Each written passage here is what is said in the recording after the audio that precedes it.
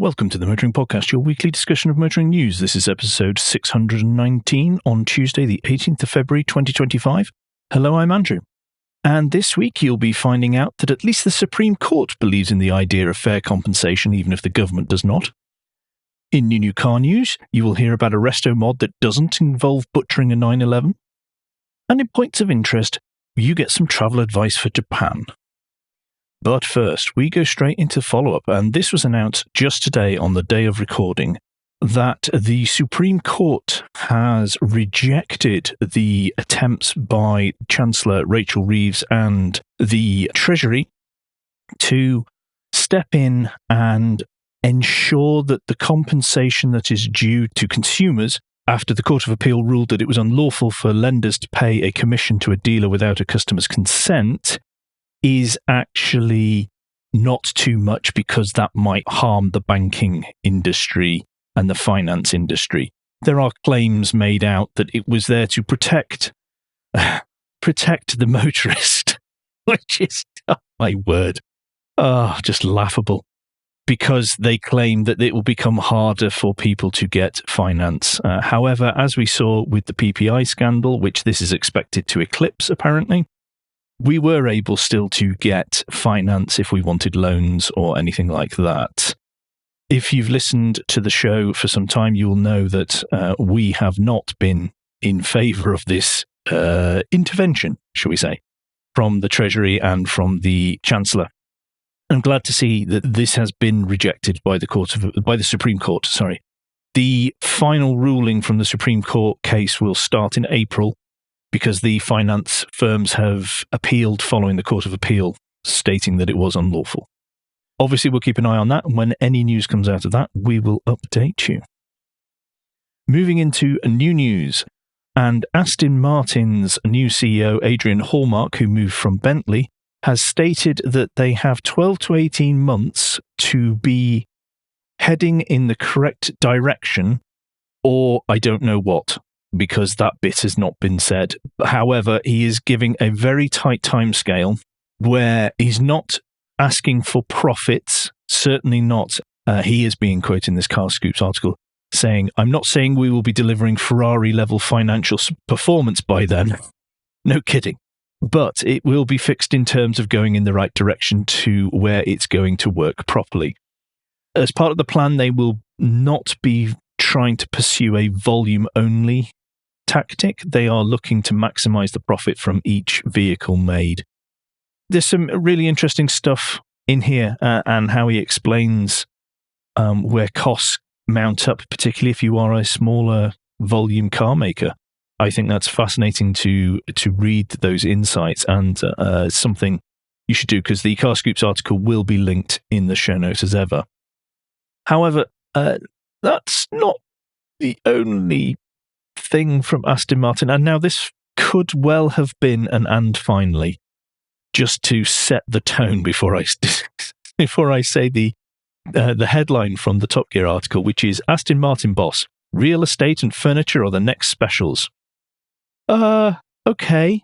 Well, apparently Aston Martin already is in property, and whilst a lot of this does sound quite silly, there is a point at the end that Hallmark makes, which I think is fascinating and very interesting, that not many other people are discussing.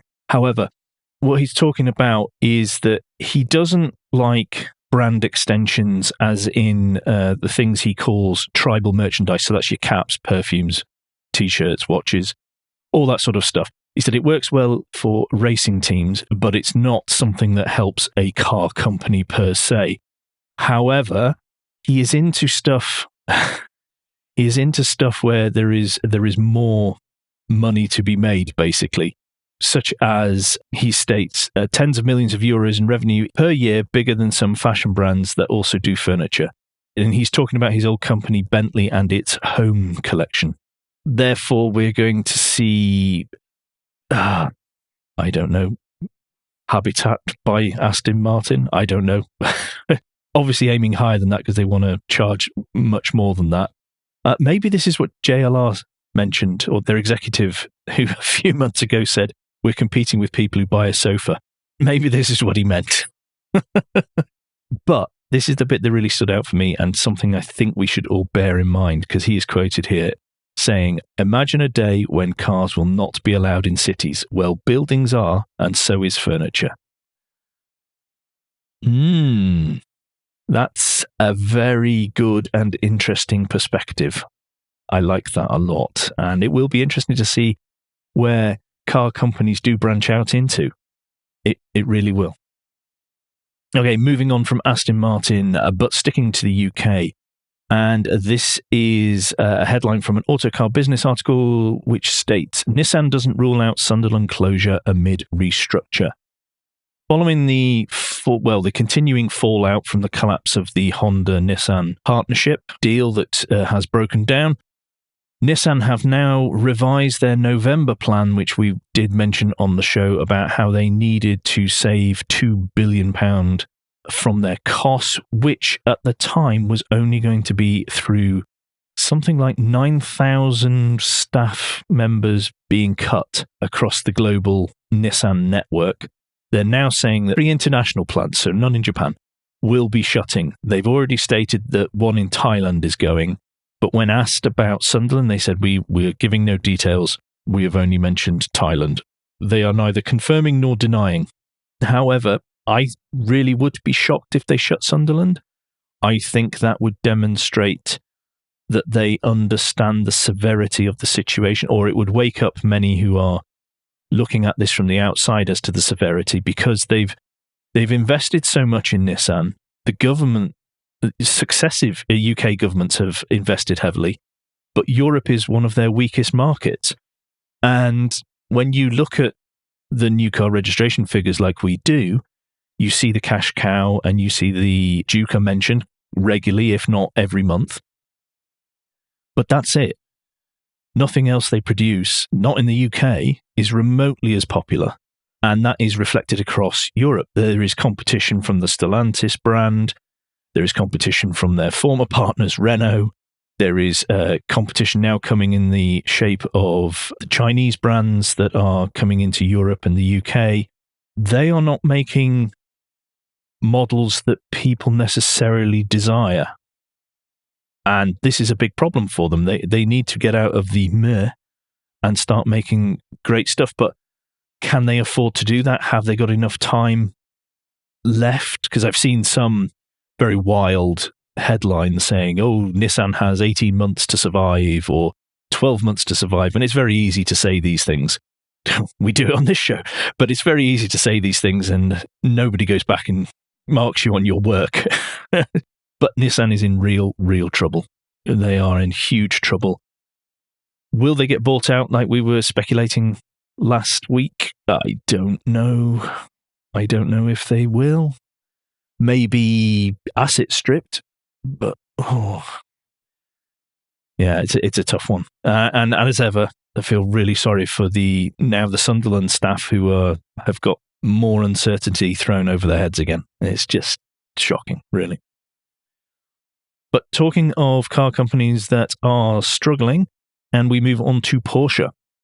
Now, it plans to cut 1,900 permanent jobs by 2030, as well as it has started to cut 1,500 temporary staff. Porsche's had a really rough last few weeks. They've announced that they're going to get rid of the chief sales officer, Detlev von Platten, and the chief financial officer, Lutz Meschke, who is also the deputy chairman of the executive board. There's no apparent reasoning for this, but it looks like they're going to blame these people for how China is flatlining or weak for sales, despite them having a relatively old model lineup, as has been hampered by CARIAD problems. On top of that, we need to remember that Porsche had to announce a downgrade in their income from the VW Group because of how badly VW Group's doing financially. They're also talking about an extra 800 million euros in additional expenditure they weren't expecting because they are now realizing they need to provide combustion engine and hybrids for longer than they were hoping. They will have to develop models for that, which will again, are you coming fresh, or are you sort of refreshing existing models? And if you do that, then that puts the length of those models, or the age of those models, even longer. It's a very difficult time for Porsche, as well as everybody in the German car industry, as well as the car industry full stop. They're having to make some radical decisions on how to save costs. Back in the UK, and some good news for motorists, particularly if you like to park your car in a private car park. There is a new organisation called the Private Parking Scrutiny and Advice Panel, or snappily the PPSAP, and they have announced the first action, which was that they discussed the 5-minute rule, and that's inverted commas for everyone listening there, grace period, which is you come into a car park, you've got about 5 minutes to find a space and get to the payment machine or app and make your payment. However, from yesterday, as we record this, so Monday the 17th of February, there is now a tweak to that.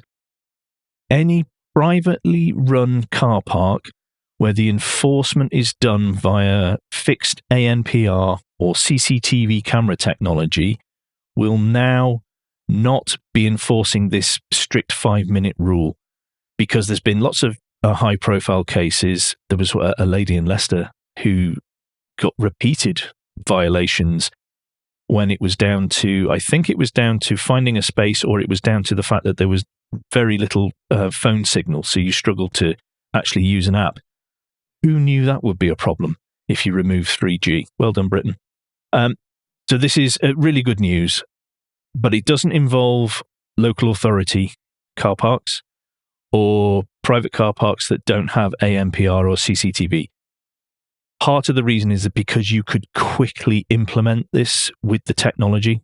That's why they've done it this way. And they'll be continuing to try and make parking fairer, and they'll also try and tend to be more transparent in what charges are going to be.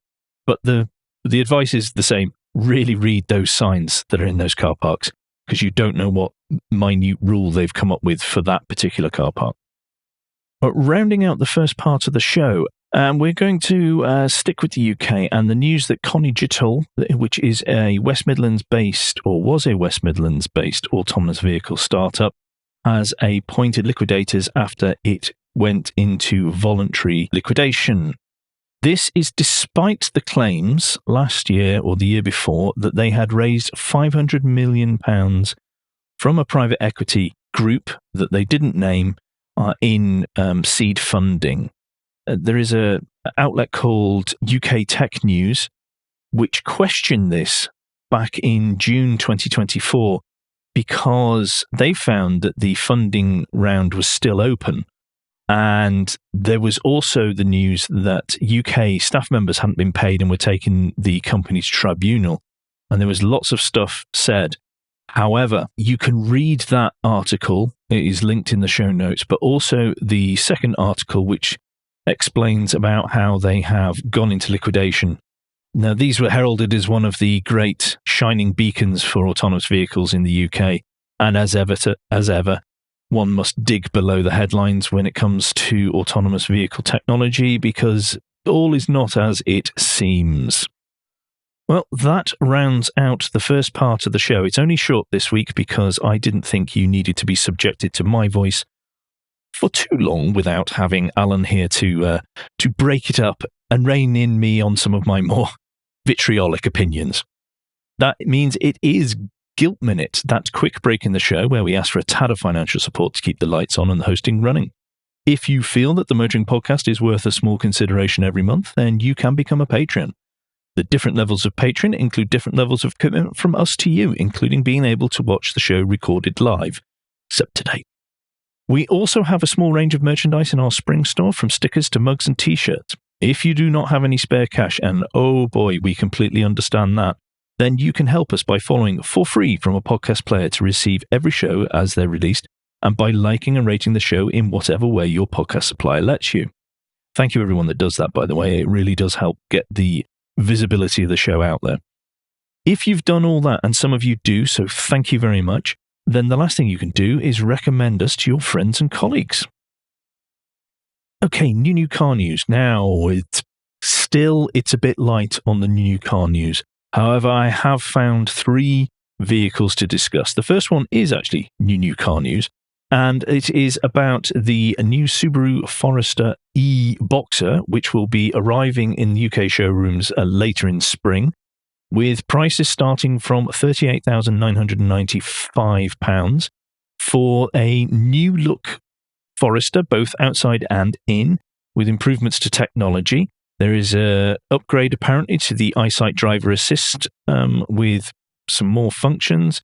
It is now on the new Subaru chassis, which is lighter and more rigid, which apparently improves the driving dynamics. And it uses a mild hybrid powertrain mated to a 2-litre petrol Boxer flat 4.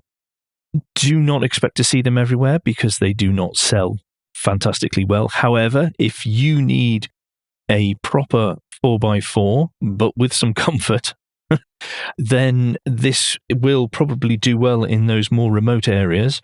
I remember taking a version a few years ago now, quite a few years ago now, up into the Cairngorms when it was snowy and icy, and it performed wonderfully. And if I lived up there, then I would definitely have it. So expect to see these in rural areas and expect them to last forever as well. Links in the show notes to a Pistonhead article that goes into more information. Right, we move on now to the Resto mod, the first Resto mod, because I thought, well, let's have a bit of fun. There isn't much out there, so let's find some fun things. And I have found the Modena MA-01, which is a Maserati bi-turbo and Shamal-inspired Resto mods. And my word, they look fabulous. I have a real soft spot for the bi-turbo. I think it's a great-looking car. Never driven one, no idea what they're like dynamically or anything like that, and I don't care either. They just look fabulous. What happens is you hand over nigh on £500,000 and Modena Automobili will get hold of a bi-turbo and they will fettle it and reskin it and do things inside it that bring it up to a more modern standard, and it looks fabulous. I mean, they've got a red or almost burgundy on here on one of the Shamal bi-turbo pictures that's in the Evo article that's linked in the show notes, and it looks amazing. Oh, it just looks so good. Do click on that and then run through all the pictures that have been taken. It just looks fab. Well done. Well done for not being a hacked up 911 as well. I really should have saved that for Alan. Well, sticking with the theme of not Resto modding a 911, here is a 70s Renault 5 GTL that has had a powertrain transplant with an EV powertrain fitted, which means it has a total of 50 miles range, so you're not going massively far. This is your second car in the household, or you just potter around town. The kit was supplied by the French firm R1 Fit. They've also got a retro style digital dash, which has been supplied by a company called Incari. It replicates the analog gauges, apparently in a skeuomorph fashion.